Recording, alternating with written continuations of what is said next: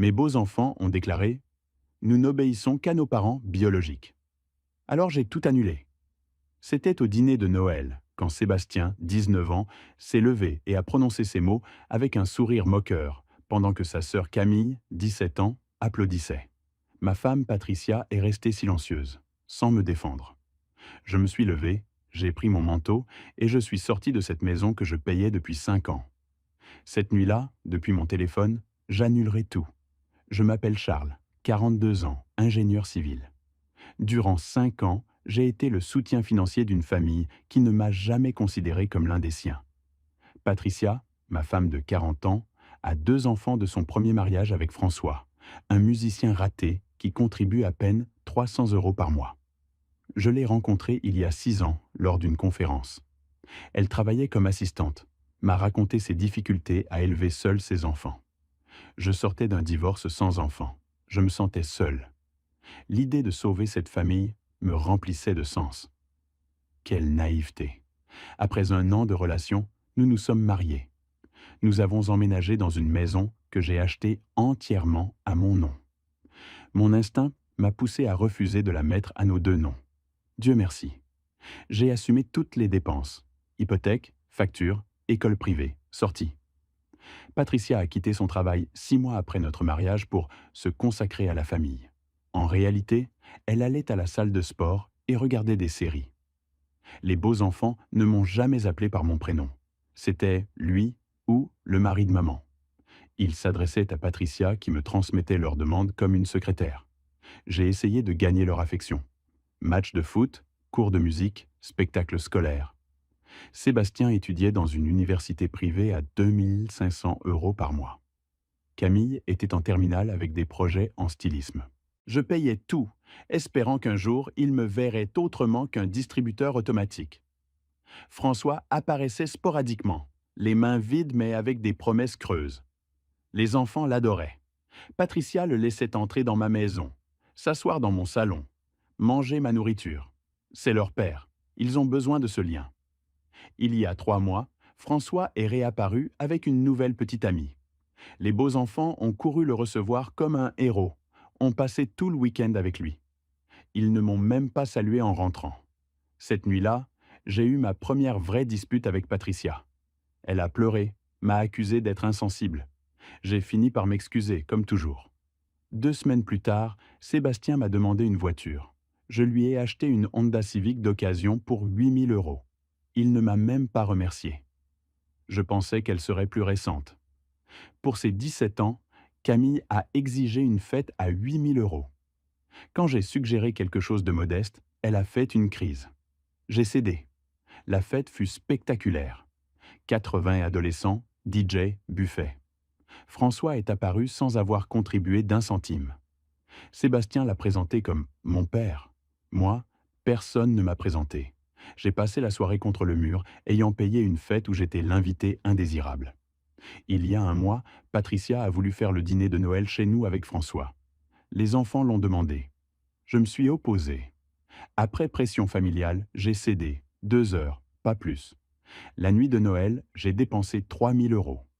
Dinde, jambon, vin cher, cadeaux généreux, ordinateur pour Sébastien, iPad pour Camille, vêtements de marque, argent liquide. François est arrivé avec des babioles de magasins discount. Les beaux enfants l'ont accueilli avec effusion. Ils m'ont ignoré. Le dîner fut tendu. François monopolisait la conversation avec des anecdotes nostalgiques. J'étais un étranger à ma propre table. Camille est entré dans la cuisine et, sans me regarder, « J'ai besoin que tu me vires 500 €, je pars en voyage. » Un ordre, pas une question. Au salon, François remettait ses cadeaux. Les enfants ont agi comme s'ils recevaient de l'or. « Merci papa, c'est parfait. » Mes cadeaux? Sébastien a à peine regardé l'ordinateur. J'en avais déjà un. Mensonge. Camille a mis l'iPad de côté. Aucun ne m'a remercié. Rose, la mère de Patricia, 68 ans. Comme c'est bien que François soit là. La présence du père biologique est irremplaçable.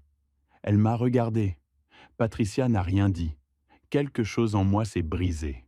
Sébastien s'est levé avec un verre de cidre. Je veux porter un toast pour papa qui a toujours été là pour nous. Il regardait François. Camille et moi avons décidé quelque chose d'important. Nous n'obéissons qu'à nos parents biologiques. Maman et papa sont notre famille. Les autres personnes ici ne sont que circonstancielles. Silence absolu. Tous les regards vers moi. Camille s'est levée, souriante avec malice. Exactement. Ce n'est pas notre père et ne le sera jamais. Nous ne prendrons d'ordre que de maman et papa. Patricia a pâli, mais n'a rien dit. François souriait. Rose a hoché la tête, approuvant. Je suis resté immobile. Puis, avec un calme que je ne connaissais pas, je me suis levé, j'ai plié ma serviette. J'ai regardé Sébastien. Compris? Où vas-tu? A demandé Patricia, faiblement. Dehors, régler des affaires circonstancielles. Je suis sorti, monté dans ma voiture, conduit jusqu'à un café ouvert. Café noir, téléphone sorti. Durant 2 heures, j'ai méthodiquement tout annulé. Carte bancaire de Patricia, Sébastien, Camille, annulée. 3 cartes, 5 000 € de plafond chacune. Transfert de 42 000 € des comptes joints vers mon compte personnel. Carte corporate de Patricia, annulée. Abonnement streaming, annulé. Salle de sport de Patricia, 200 € par mois, annulé. Assurance auto de Sébastien, annulé. Université de Sébastien, paiement arrêté. Lycée de Camille, paiement arrêté. Courriel à mon avocat Maurice. Divorce, protection des biens. SMS à Patricia. Les circonstances ont changé. Nous parlerons demain. Téléphone éteint. Cette nuit-là, hôtel. Pour la première fois en 5 ans, j'ai dormi profondément. Je me suis réveillé libre. 26 décembre, 10 heures. Patricia dans le salon, en pyjama, yeux gonflés. Sébastien et Camille absents. Où étais-tu? À l'hôtel, en train de réfléchir avec clarté. Charles, les enfants ne parlaient pas sérieusement. Ils étaient excités. Tu sais comment sont les adolescents? Je me suis assis, distance maintenue. Patricia, Sébastien a 19 ans, Camille 17. Ce ne sont pas des enfants. Ils ont dit exactement ce qu'ils pensent. Et toi, tu as permis ça? Tu es restée silencieuse pendant qu'ils m'humiliaient. À Noël, devant ta famille. Elle a pleuré. Je suis désolé. J'étais sous le choc. Ce qui m'intéresse, c'est qu'après 5 ans à tout payer, j'ai été déclaré circonstanciel. Et tu ne m'as pas défendu.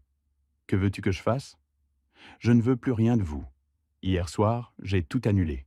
Carte bancaire, compte joint, abonnement, assurance auto, université, lycée.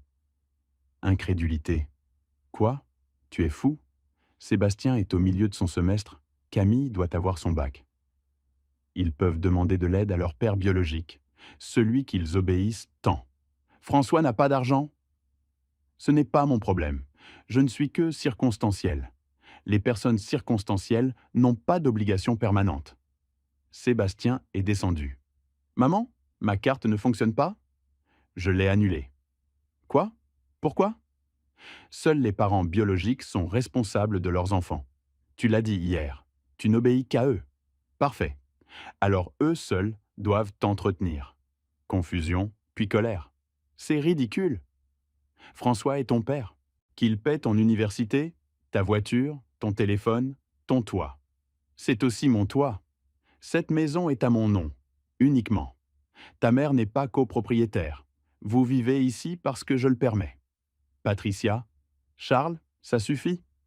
Non. Sébastien reste. Appelle Camille aussi. Je veux que tout s'écoute. Minutes plus tard, les deux sur le canapé, inquiets. Hier, vous avez déclaré que vous n'obéissez qu'à vos parents biologiques, que je suis circonstanciel. J'accepte. En tant que personne circonstancielle, je retire tout soutien économique. Camille, voix stridente. Tu ne peux pas. Maman est ta femme. Mes responsabilités sont envers mon épouse, pas envers des beaux enfants adultes qui me méprisent. Patricia peut travailler. Sébastien, c'est de la vengeance. C'est accepter les termes que vous avez établis. Vous voulez que seuls vos parents biologiques aient cette autorité? Alors seuls eux doivent vous entretenir. C'est logique, non? Silence. Patricia, voix tremblante. Charles, les enfants vont s'excuser, n'est-ce pas? Sébastien et Camille se sont regardés. Aucun n'a parlé. Ils attendent que je cède. comme toujours. Ils s'attendent à ce que tout redevienne normal. Silence. J'ai été un distributeur automatique avec des jambes. Je suis fatigué de ce rôle. Camille a pleuré, larmes manipulatrices. Tu es cruel. C'est pour ça que je n'ai jamais pu t'accepter. Intéressant. Quand je payais ta fête, tes vêtements, tes sorties, je n'étais pas cruel. Je suis cruel quand j'arrête de donner de l'argent. Patricia a tenté de m'embrasser. Je me suis éloigné. Charles, ça affectera l'avenir des enfants. Ils peuvent demander de l'aide à François, ou travailler, ou demander des bourses, ou faire ce que des millions font. Sébastien paniquait. François n'a pas d'argent. Comment il va nous entretenir? C'est ton problème. Tu as choisi de lui obéir. Accepte les conséquences. Patricia s'est mise à genoux. Théâtrale. S'il te plaît, Charles, c'est un mariage, une famille recomposée. Tu savais que j'avais des enfants. J'ai accepté d'être un mari. J'ai essayé d'être une figure paternelle. Ils m'ont rejeté. Hier soir, ils ont clarifié qu'ils ne veulent pas de moi, sauf comme source d'argent. Je leur donne ce qu'ils ont demandé. Aucune autorité, aucune responsabilité. Je me suis levé. Patricia m'a attrapé le bras. Où vas-tu? Travailler. Certains ont de vrais emplois. C'est le 26 décembre. J'ai un projet, et je préfère être n'importe où plutôt qu'ici. Je suis sorti, ignorant les cris. J'ai conduit sans but, me suis arrêté dans un parc. La réalité m'a frappé. 5 ans à essayer de gagner l'amour d'une famille qui ne m'a jamais voulu. Des centaines de milliers d'euros dépensés pour des gens qui me voyaient comme une ressource, pas un être humain. Mon téléphone sonnait. Patricia, encore et encore. Message de Sébastien. Nous devons parler comme des adultes. Camille. S'il te plaît, ne fais pas ça. Je suis désolé. Tous désespérés. Aucun sincère. Ce qu'ils voulaient vraiment. Redonne-nous de l'argent. J'ai ignoré tout.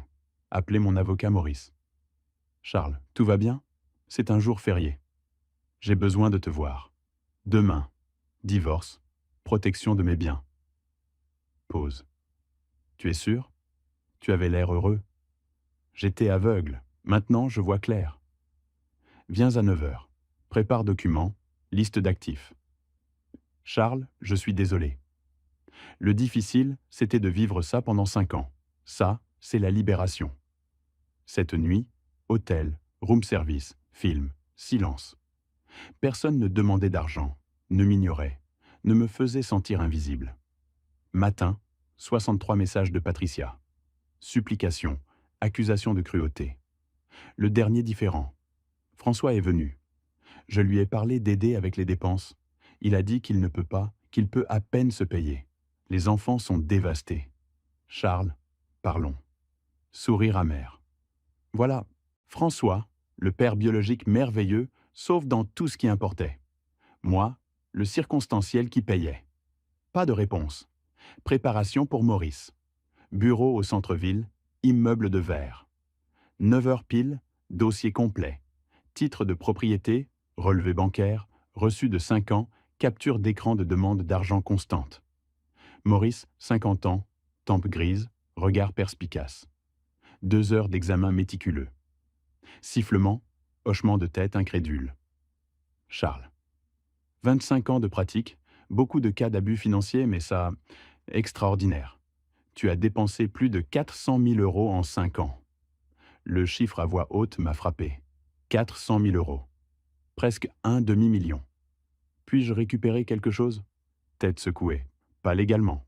Donné volontairement. Mais bonne nouvelle. Maison entièrement à ton nom. Pas de bien commun.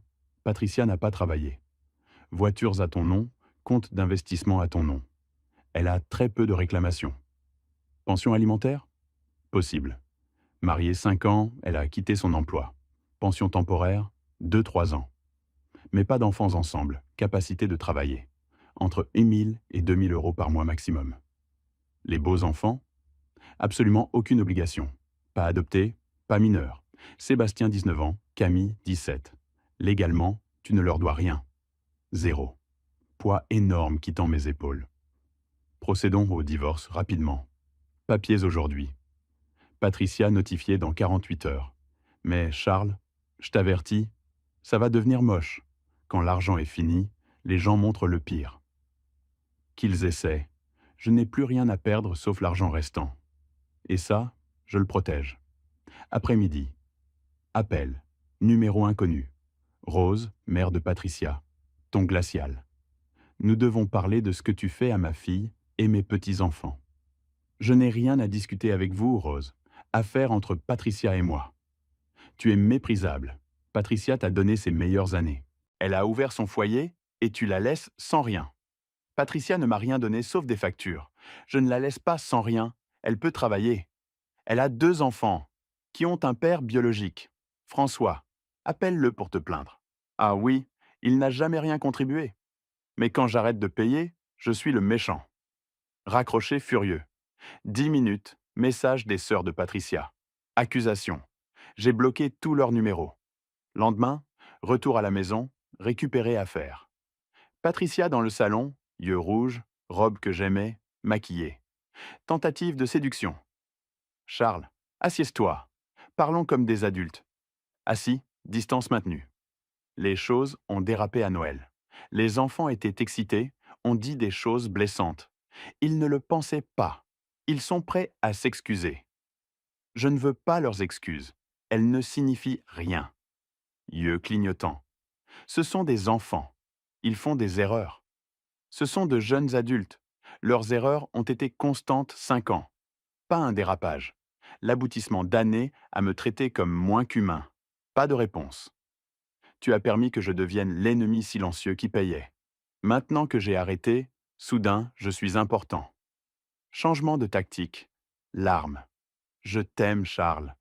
J'ai fait des erreurs, mais je t'aime. Ne détruis pas notre mariage. Ce n'est pas un moment de colère.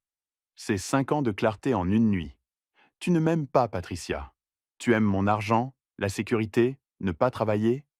Moi, en tant que personne, tu ne m'as jamais aimé. C'est cruel et faux. Faux? Alors dis-moi quelque chose sur moi sans lien avec travail ou argent. Mes rêves, peurs, espoirs. Ma couleur préférée, mon plat favori, ce qui me rend heureux. Bouche ouverte. Pas de réponse. Après 5 ans, elle ne connaissait rien de substantiel. Bleu marine, rôti de ma grand-mère morte il y a 10 ans. Silence des montagnes où je campais avant toi. Chose jamais demandée parce que jamais souciée. Pleurs sincères.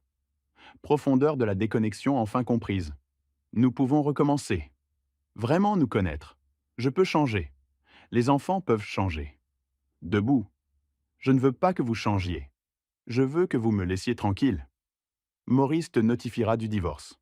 Trouve un avocat. Monter, récupérer vêtements, objets. Redescendu, 2 valises. Sébastien et Camille bloquant la porte. Tu ne peux pas partir? C'est notre maison, notre famille. C'est ma maison. Vous avez clarifié à Noël que je ne fais pas partie de votre famille. Camille, larmes aux yeux. Désolé, Charles, vraiment, j'ai été cruel, stupide. Pardonne-moi. Camille, 5 ans pour me traiter avec respect. 5 ans pour dire merci. 5 ans pour m'inclure. Tu ne l'as pas fait. Choisis de ne pas le faire. Tes excuses maintenant que l'argent est fini ne signifient rien. Sébastien, quand est mon anniversaire? Perplexe. Avril? Octobre, il y a 3 mois. Aucun ne s'en est souvenu. Camille, sur quoi je travaille? Projet qui a consumé 6 mois de ma vie? Tête secouée. Construction du nouvel hôpital pour enfants? Parler à table des centaines de fois pendant que vous regardiez vos téléphones. Mais vous savez exactement quand sont les paiements des cartes de crédit, non? Silence. Confronté à la vérité de leur mépris. Écartez-vous. Sébastien, dernier éclair de rébellion. Et si on ne le fait pas? Téléphone sorti. J'appelle la police. Intrusion. Cette maison est à moi. Vous êtes résident parce que je le permets. Ça peut changer. Menace suffisante. Sébastien écarté. Camille aussi, pleurant. Passé entre eux, valise portée, Patricia dans le couloir. Quand reviendras-tu? Je ne reviendrai pas. Vous pouvez rester pour l'instant, mais finalement je vendrai ou vous partirez. Mon avocat expliquera. Sortie, montée en voiture. Derrière, cris, sanglots. Une partie de moi coupable, mais une partie plus grande, plus forte, enfin libre. Cette nuit-là, dans ma chambre d'hôtel, j'ai reçu un message d'un numéro inconnu. C'était François. J'ai entendu ce qui se passe. Je voulais juste que tu saches que j'ai toujours pensé que tu étais un idiot de payer pour mes enfants. Mais maintenant, je vois que tu as finalement développé des couilles. Respect. Même si maintenant j'ai Patricia qui m'appelle tous les jours pour demander de l'argent que je n'ai pas. Merci pour ça. J'ai bloqué son numéro aussi. Je n'avais pas besoin de la validation d'un homme qui avait abandonné ses propres enfants. 2 jours plus tard, Patricia a été officiellement notifiée du divorce. Maurice m'a appelé pour m'informer qu'elle avait embauché un avocat et qu'il demandait une pension alimentaire de 4 000 € par mois, la moitié de la valeur de la maison, et que je couvre les frais d'entretien des beaux-enfants jusqu'à ce qu'ils finissent leurs études. C'est ridicule, a expliqué Maurice. Aucun juge n'accordera ça, mais ils vont se battre. Qu'ils se battent, ai-je répondu. Moi aussi, je me battrai. Et j'ai quelque chose qu'ils n'ont pas. La documentation de tout. Les semaines suivantes ont été des montagnes russes émotionnelles. Patricia et son avocat, un homme nommé Gustave Reyes, avec une réputation d'être agressif dans les cas de divorce, ont essayé de me peindre comme un mari abusif qui abandonnait cruellement une famille recomposée vulnérable. La première audience a été brutale. Gustave a présenté un tableau de Patricia comme une mère dévouée, qui avait sacrifié sa carrière pour s'occuper du foyer, seulement pour être abandonnée cruellement quand ses enfants ont commis une simple erreur adolescente. Ma cliente, a déclaré Gustave avec un dramatisme répété, a fait confiance à M. Charles. Elle a quitté son emploi parce qu'il a insisté pour qu'elle se consacre au foyer. Maintenant, après 5 ans, il l'abandonne sans ressources, la laissant avec 2 enfants à entretenir. Maurice s'est levé calmement. Votre honneur, permettez-moi de présenter des preuves qui contredisent complètement ce récit. Il a commencé à montrer les documents que nous avions préparés méticuleusement. Relevés de comptes montrant d'énormes transferts mensuels, reçus de paiements d'université, lycées, vêtements de créateurs, fêtes extravagantes, captures d'écran de conversation où Patricia, Sébastien et Camille me demandaient constamment de l'argent sans un seul remerciement. Mais la pièce de résistance a été la vidéo. Il s'avère que ma famille avait une caméra de sécurité dans le salon qui enregistrait automatiquement pendant les grandes réunions. Et elle avait enregistré tout le dîner de Noël. La juge, une femme d'une 50aine d'années, appelée magistrate Hélène Vargas, a regardé la vidéo en silence. Tous dans la salle ont pu entendre parfaitement Sébastien déclarer « Nous n'obéissons qu'à nos parents biologiques » et me qualifier de circonstanciel. Nous avons vu le visage de Patricia, son silence complice. Nous avons entendu Camille applaudir la déclaration de son frère. Quand la vidéo s'est terminée, la magistrate Vargas a enlevé ses lunettes et a regardé directement Patricia.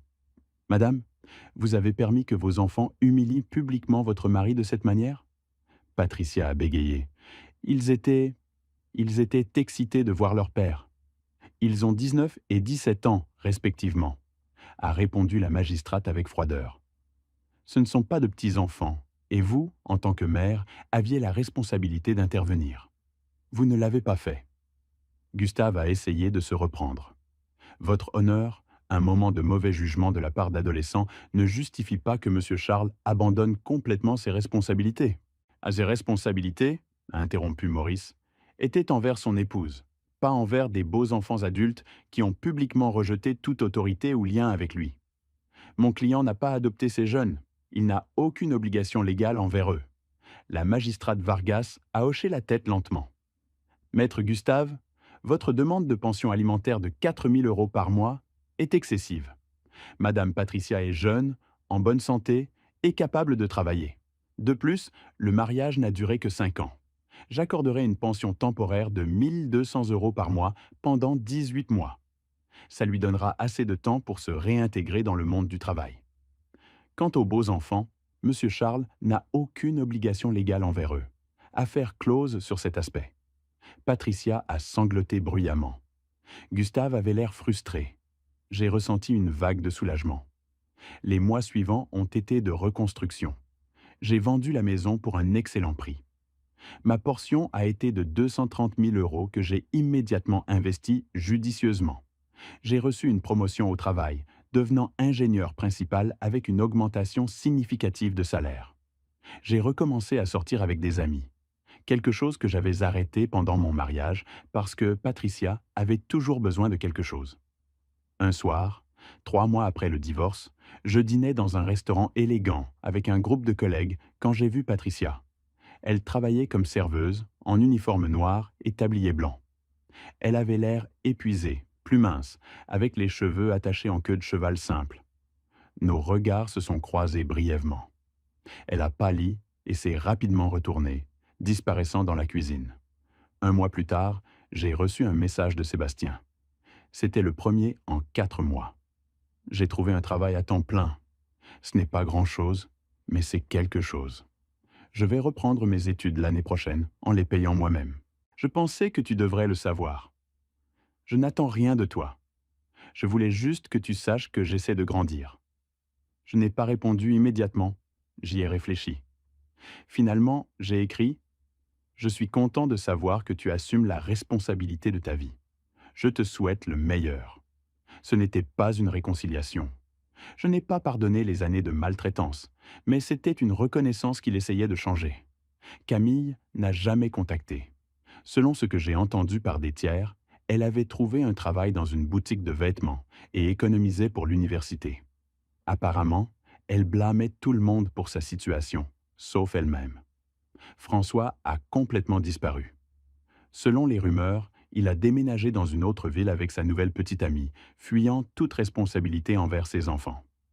6 mois après le divorce, j'ai rencontré Andrea. Elle était architecte, indépendante, sans enfant, avec sa propre vie établie. Nous nous sommes rencontrés lors d'une conférence professionnelle. L'attraction a été immédiate, mais nous avons construit la relation lentement, avec honnêteté. Depuis le début, je lui ai raconté toute mon histoire avec Patricia et les beaux enfants. Je m'attendais à ce qu'elle fuie. Au lieu de ça, elle a pris ma main et a dit « Merci de partager ça. Maintenant, je sais que tu es quelqu'un qui valorise le respect mutuel. C'est important pour moi aussi. » Andrea n'avait pas besoin d'être sauvée. Elle n'avait pas d'enfants qui devaient être entretenus. Il n'y avait pas de drames familiaux ni de pères biologiques absents causant le chaos. C'était juste elle, brillante et indépendante, me choisissant parce qu'elle me valorisait en tant que personne, pas en tant que fournisseur. 1 an après le divorce, je dînais avec Andrea dans notre restaurant préféré quand Patricia est apparue à nouveau. Cette fois, pas comme serveuse, mais comme cliente.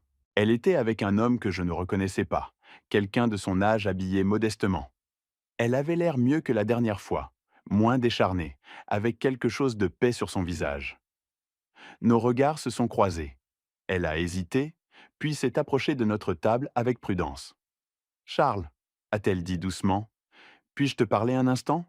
Juste un moment. » Andrea m'a regardé, laissant la décision entre mes mains. J'ai hoché la tête. « Bien sûr ?» Patricia a pris une grande respiration. « Je voulais juste te dire que tu avais raison. Surtout, j'ai permis que mes enfants te traitent terriblement. J'ai priorisé leur bonheur superficiel sur ta dignité. Je t'ai utilisé comme fournisseur sans te valoriser en tant que personne. Et je méritais chaque conséquence que j'ai reçue. Je suis resté silencieux, surpris par la sincérité. Cet homme, a-t-elle continué en pointant vers son accompagnateur, c'est Martin. Il travaille dans la construction comme superviseur. Il gagne un salaire modeste. Il ne peut pas me donner le style de vie que tu m'as donné, mais il me respecte et je le respecte. Nous construisons quelque chose basé sur l'égalité, pas sur la commodité financière. Je suis content d'entendre ça, ai-je dit honnêtement. Sébastien est de retour à l'université, a-t-elle ajouté. Il a pris 2 emplois et obtenu des bourses. Il est fier de payer lui-même. Il dit qu'il n'a jamais valorisé l'éducation quand tu payais. Mais maintenant que ça lui coûte sa propre sueur, chaque cours signifie quelque chose. C'est bien, ai-je commenté. Une vraie croissance nécessite un vrai effort. Camille ? Patricia a hésité. Camille est encore rancunière, mais elle travaille, paie ses propres choses, apprend lentement que le monde ne lui doit rien. Patricia a hoché la tête. Je voulais juste que tu saches que je suis profondément désolé. Je n'attends pas de pardon. J'avais juste besoin de le dire. Et une belle vie, Charles. Tu le mérites. Elle s'est éloignée avant que je puisse répondre. Elle est retournée à sa table avec Martin, qui l'a accueillie avec un sourire chaleureux. Andrea a pris ma main au-dessus de la table. « Tu vas bien ?» Je vais parfaitement bien, ai-je répondu honnêtement. Pour la première fois depuis longtemps, je suis exactement là où je dois être. 3 ans après ce fatidique dîner de Noël, ma vie était méconnaissable comparée à ce qu'elle avait été. Andrea et moi nous sommes mariés dans une cérémonie intime, entourés de personnes qui nous aimaient sincèrement tous les deux. La proposition a été simple, honnête, sans drame. Juste deux personnes qui s'aimaient, décidant de construire un avenir ensemble. Je n'ai pas invité Patricia ni les beaux enfants. Ce chapitre de ma vie était fermé. Nous avons acheté une maison ensemble, plus petite que celle que j'avais partagée avec Patricia, mais infiniment plus chaleureuse. Chaque meuble, chaque décision, chaque moment était partagé entre deux personnes qui se respectaient mutuellement. Nous divisions les dépenses équitablement selon nos revenus. Elle n'attendait jamais que je paie tout simplement parce que j'étais l'homme. Je n'attendais jamais qu'elle sacrifie sa carrière pour prendre soin de moi. Nous avons eu un fils, Daniel, qui est arrivé quand j'avais 46 ans. Être père à cet âge, avec la maturité et l'expérience que j'avais, était complètement différent d'essayer d'être une figure paternelle pour des beaux enfants qui me rejetaient. Avec Daniel, chaque moment était apprécié, chaque sacrifice était récompensé par un amour authentique. Ma carrière a prospéré sans le poids constant d'entretenir une famille ingrate. Je suis devenu associé du cabinet d'ingénierie, doublant mes revenus. Mais plus important que l'argent, c'était la paix mentale. Plus de demandes constantes d'argent, plus de culpabilité pour établir des limites, plus de marcher sur des œufs dans ma propre maison. De temps en temps, je recevais des nouvelles de Patricia et des beaux enfants à travers des connaissances mutuelles. Sébastien a obtenu son diplôme de l'université 4 ans après ce qui était prévu, travaillant à temps plein tout en étudiant à temps partiel. Selon ce que j'ai entendu, l'effort lui a donné une vraie perspective. Il a trouvé un bon travail en marketing et construisait sa vie indépendante. Camille a pris un chemin plus difficile. Elle a passé des années dans des emplois de bas niveau, rancunière envers tous, blâmant le monde pour sa situation. Finalement, elle a eu une crise quand un patron lui a dit exactement ce qu'elle devait entendre. Le monde ne te doit rien. Arrête d'agir comme une victime et deviens la protagoniste de ta propre vie. Elle est retournée aux études à 23 ans, cette fois dans une université publique avec des bourses qu'elle avait gagnées par un véritable effort. Patricia s'est mariée avec Martin 2 ans après notre divorce. Le mariage a été petit, modeste. Selon les photos que j'ai vues accidentellement sur les réseaux sociaux, elle avait l'air sincèrement heureuse. Pas le bonheur superficiel d'avoir des choses chères, mais le bonheur profond d'être valorisé pour qui on est. J'ai reçu un message de Patricia au 4e anniversaire de Daniel. C'était une photo d'elle, Martin et ses 2 enfants maintenant adultes, tous ensemble lors d'un barbecue modeste. Le message disait « J'ai vu sur les réseaux sociaux que tu as eu un fils. Félicitations Charles. J'espère que tu expérimentes avec lui la vraie famille que nous ne t'avons jamais donnée. Tu le mérites. » Je lui ai répondu simplement « Merci Patricia. Je suis content que tu aies trouvé ton chemin aussi. » Il n'y avait pas d'amertume, pas de ressentiment. Juste deux personnes qui avaient partagé un chapitre difficile, toutes deux maintenant dans de meilleurs endroits. Un jour, quand Daniel avait 5 ans, nous étions au parc. En l'observant jouer, j'ai senti une main sur mon épaule. Je me suis retourné pour trouver Sébastien, maintenant âgé de 27 ans, ayant l'air mature en costume de bureau. « Charles, a-t-il dit d'une voix incertaine, j'espère que c'est bien que je m'approche. Je t'ai vu de l'autre côté du parc et je voulais parler. Juste un moment. Vas-y, ai-je dit prudemment. Sébastien a regardé vers Daniel jouant. Il est magnifique. Ton fils te ressemble. Merci. Je voulais te dire quelque chose que j'ai eu besoin de dire pendant des années, a-t-il continué. J'ai été un idiot. Non, pire que ça. J'ai été cruel, ingrat et fondamentalement injuste envers toi. Tu as accepté une famille recomposée complète. Tu nous as tout donné. Tu as demandé seulement un respect basique en retour, et je t'ai traité comme si tu étais invisible, sauf quand j'avais besoin de quelque chose de toi. Sébastien. Non, s'il te plaît, laisse-moi finir, m'a-t-il interrompu. Pendant des années, j'ai blâmé tout le monde sauf moi-même. Mais la vérité, c'est que j'ai pris chaque décision qui m'a conduit à t'humilier cette nuit de Noël. J'ai choisi d'adorer un père qui n'a jamais été présent, tout en méprisant l'homme qui payait chaque aspect de ma vie, et j'ai mérité chaque conséquence que j'ai reçue. Je suis resté silencieux, le laissant continuer. Devoir quitter l'université a été dévastateur, a-t-il admis. Travailler dans des emplois horribles pendant que mes amis poursuivaient leur vie facile a été humiliant. Mais c'était nécessaire parce que, pour la première fois de ma vie, j'ai dû gagner les choses. Et quand je suis finalement retourné à l'université en payant chaque euro moi-même, chaque cours signifiait quelque chose. Chaque note gagnée était vraiment à moi. Je suis content d'entendre que tu as grandi, ai-je dit honnêtement. Je n'attends pas de pardon, Charles. Je n'attends pas que nous ayons une relation. J'avais simplement besoin que tu saches que j'ai finalement compris. J'ai finalement appris la leçon que tu as essayé de nous enseigner pendant 5 ans. Que le respect se gagne, ne s'exige pas. Que l'argent n'achète pas le droit d'être cruel. Et que les conséquences de nos actions sont réelles et durables. Je l'ai regardé. Il avait mûri. Les lignes autour de ses yeux parlèrent de nuit à travailler des doubles quarts. L'humilité dans sa voix était authentique, pas manipulatrice. J'accepte tes excuses, ai-je finalement dit. Ça ne signifie pas que j'ai oublié, mais je reconnais ta croissance. Sébastien a hoché la tête, les yeux brillants de larmes qu'il n'a pas versées. C'est plus que ce que je mérite. Merci. Il s'est éloigné, sans rien demander de plus, sans demander d'argent, sans demander une relation, sans demander que tout redevienne comme avant. Juste reconnaissance et excuse. C'était enfin du vrai respect. Cette nuit-là, avec Daniel endormi dans sa chambre et Andrea lisant à côté de moi sur le canapé, j'ai réfléchi au voyage. J'avais perdu 400 000 euros, 5 ans de ma vie et une famille qui n'avait jamais vraiment été mienne. Mais j'avais gagné quelque chose d'inestimable. Ma dignité, mon estime de moi et la clarté de savoir exactement quel type d'amour je méritais. Les mots de Sébastien cette nuit de Noël, « Nous n'obéissons qu'à nos parents biologiques », avaient été le catalyseur de la meilleure décision de ma vie. Tout annuler n'était pas de la vengeance. C'était la libération. Certaines familles recomposées fonctionnent magnifiquement. La mienne ne l'a pas fait, et c'était bien. Parce qu'en m'éloignant de ce qui ne fonctionnait pas, j'ai fait de la place pour ce qui fonctionnerait. Et dans les bras d'Andrea, avec Daniel dormant en sécurité dans sa chambre, enfin libre du poids d'être seulement un fournisseur, enfin valorisé comme un être humain complet, je savais avec une certitude absolue que j'avais pris la bonne décision. En regardant en arrière maintenant, je peux voir que ce dîner de Noël n'était pas la fin de quelque chose. C'était le début de tout ce qui comptait vraiment. Merci d'avoir écouté mon histoire. Si elle t'a touché, laisse un like, écris en commentaire ce qui t'a le plus parlé et abonne-toi à la chaîne. Beaucoup d'autres histoires arrivent. Ce n'est pas la fin de la mienne, c'est seulement le début de quelque chose de meilleur.